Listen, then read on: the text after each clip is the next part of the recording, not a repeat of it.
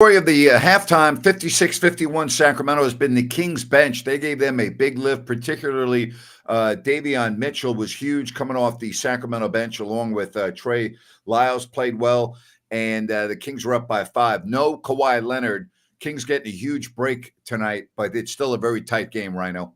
Yeah, it is. I mean, we saw a sloppy start, Grant. We saw a really good run by the Kings where they had multiple strings of defensive stops. Then we saw a great run by the Clippers. So who's going to get the knockout punch tonight? Yeah, and the Kings, again, we keep on talking about the table being set for a team. The Clippers were just on the East Coast for 3 games.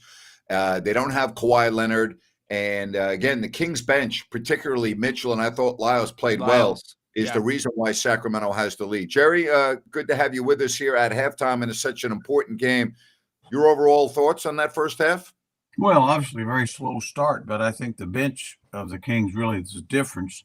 I mean, as you mentioned, Davon Mitchell was terrific.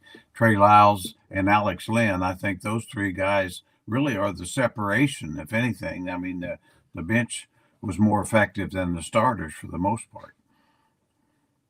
Yeah, I don't agree with you. And the bench is really who got the Clippers moving offensively. If you notice all game, Jerry and Grant, the Clippers are not getting set shots in isolation. They are moving and kicking.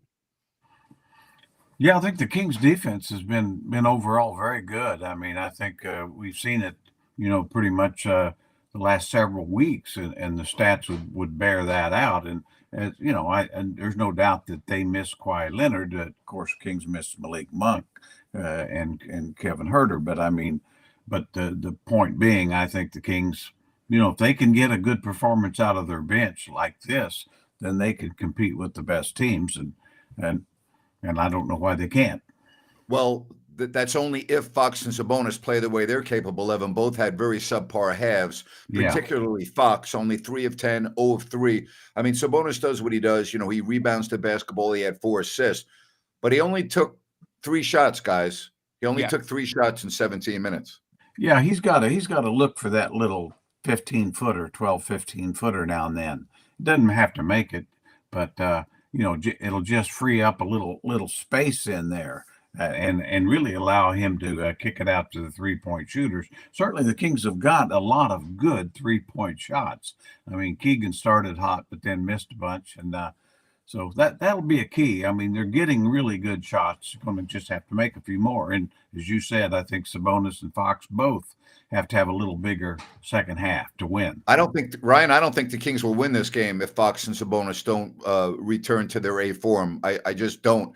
I mean, 56-51, I can't count on Davon Mitchell duplicating the second half. I just can't. Chances are he won't. And so you're going to need Fox and Sabonis. Barnes did absolutely nothing in his minutes. Ellis does what he does.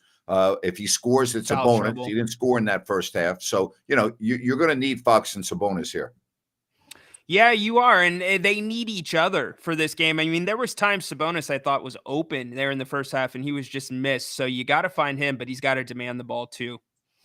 Yeah, a little of both. I mean, I will say one thing that's interesting with Davon, he's been shooting over 40% about the last 15 games from 3. And the ball looks good. I mean, you more arc. Yeah, it's one of those things that early in his career or even early this year, you just didn't have the same feeling, and now you're kind of expecting him to go in. And so and then with his defense, he got into Harden pretty good there. That he sure did. Yeah, I mean, Harden was shaking, baking, and spinning and whirling and twirling and couldn't get anywhere. He's certainly playing, I think, the best basketball of his young career during this stretch. Would you agree, Jerry? Oh, yeah. I've always said, I mean, you got to have patience with guys like that. I really do think there's a lot of Kyle Lowry in him. And, it took Kyle 3 or 4 years to really develop into a major player. And, I think Davon looks like he's on the right track. Yeah. Want to update you on the score in San Francisco. The Mavs are playing the Warriors. It's a low-scoring game currently. It's 49-49 at the break. So we'll keep up to date on that. The Lakers won. And so they're keeping the pressure on from the bottom of these top 10 teams up on Sacramento and the others. So, again, just control your own business because, guys, we don't have to talk about how important this second half is. The Kings embark on a 4-game trip beginning Thursday in New York, then Boston, then Brooklyn, then Oklahoma City. You've got to figure out a way to win this game tonight. Just have to, especially without Kawhi Leonard. I mean, and the fact that the Clippers were just on the East Coast for 3 games, you've got to nail this down here in this half. Well, you sure do. I mean, you just have to simply get the win. That's all. However you do it, however ugly it is, or whatever, doesn't make any difference. Just get the win, because when you're going in to play New York and Boston, and those are going to be, you're going to have to play A+ games to be in them. It's one of the 3 games in the schedule that I thought the Kings realistically have a chance of winning, looking at it on paper. So, yeah, get this one indeed. And I think here in the third quarter, they've got to come out and have a big one. We say it every night, but they can't have the sloppy quarter tonight. No, they cannot. They cannot have a sloppy quarter. And I think the Kings are going to win this game. I just see the Clippers attrition catching up with them in this half without Kawhi, and based on their schedule, I expect the Kings to pull away. I think they're going to win this game by 10 points or more. So I'm expecting a double-digit win. I'm going to throw a score at you. I'm going to go 114-101. That's my final for Sacramento. Okay. You are more optimistic than me. I think this one has Clippers on it. I'm going to say the Clippers probably pull away early fourth quarter. 116, Kings 101. All right. Oh, well, I'm sorry, you're wrong there, Ryan. I got to straighten you out here. Thank you. But no, I kind of think I think the Kings can get the win. I think it's going to be pretty tight, though. I'm thinking about 107 to 104. All right. We appreciate the super chat donation from Rich. Thank you very much. Thank you. And I just, boy, if you're right about this, Ryan, then I think you're setting up a disastrous stretch to the end of this season. And I really mean that. If the Kings do falter in this second half, before they even get on the plane, I'm predicting a 1-3 road trip. And when they come back from the road, we won't be talking about top 6 anymore. We're only going to be talking about, are they going to be 7, 8, or 9? Okay. That's how important this second half is. I think they'll respond. I'm looking for Fox to become Fox. Okay. I can't just count on Davon Mitchell. I just can't. I'm hoping I'm wrong, but I can't just expect that. I do expect Fox and Sabonis to really get going in the scoring column. That's what I expect. Well, yeah, I think there's no doubt. I don't know how much Sabonis will score, but I think he's got to do more, even, have a more productive half. And then Fox, we probably need a 15-point half out of him in a productive one. And I think Keegan's got to kind of get it back going. He's certainly aggressive. You can't fault anything he's done other than just missing shots. So, but he's got to make some of them, a few more. Yeah, and he's been shooting the ball well, so hopefully a few of those go in. I just worry, guys, because the Kings played some of the best defense they possibly can with a really bad matchup, and they're only up 5, and they got everything from Davion. So, Grant, it really does come down to Sabonis and Fox. Yeah, and I'm expecting your franchise guy, the guy that you gave a max contract to in the biggest games of the year, to respond. And here's where the team needs him to respond, and not just in this second half, but going forward in every game. Because without Monk and without Herter, yeah, it's nice to have Lyles back. Yes, it's nice to have Sasha getting going a little bit.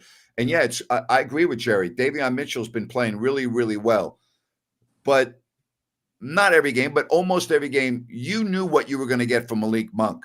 That is such a big loss for this team when your starters are struggling. You don't have that anymore. Tonight, you got it from Mitchell in the first half. But can we count on that every night? We're going to find out. And here's something else I'm going to add to this. If the Kings were to play very well in these final 8 games without Monk, and again, I'm saying if Mitchell flourishes the way he has in this first half and the way he has lately, it just may change the way people perceive Monk, the money that the Kings will be willing to allocate towards him. Funny how things work in the league. Just keep that in mind. That's all I'm going to say. No, that's a great point. I mean, and I hoped they don't change him. I think Monk's a keeper. And I think I don't know if he can be replicated, to be truth. And it has nothing against Davion. I think the best is ahead for Davon Mitchell. But there are different kinds of players. And going back to your point about Monk, you just got to do it different ways, because other than Fox, the Kings had nobody could get 25 and a half. And Monk could do that. We've seen it. Jerry, the reason why I brought up, you've been in the front office before, and you know about managing salaries, and there's only so much money that you really have to spend realistically. And you got Keegan Murray now coming up. You just gave Fox a ton of money. Sabonis. I mean, you don't have just an unlimited amount of money. That's why I brought that up. Yeah. And I mean, right now, in my mind, you worry about Monk, keeping Monk, give him as much as you can. Yep. You don't know that you'll get to keep him. But Keegan's a problem a year from now. You start getting concerned about that. But if you can, to me, one thing about it is you don't get better by losing key players. That's a rule for history. And especially when you lose them for nothing, like Bogdanovich. Yeah, I mean, and how good would Bogey look right now on this team? Oh boy, oh boy, yeah. Very Ryan. So what do you think the big key here is in the third and fourth quarter? I mean, you said Fox, Sabonis. Just anything else that you see a pattern that you think really needs to continue? Yeah, I think the rebounding and the offensive rebounding is where the Kings have to capitalize, and I think that's where Sabonis can capitalize. And conversely, if they keep the Clippers to one opportunity, that really, really likens or higher the chance, in my opinion, of them winning.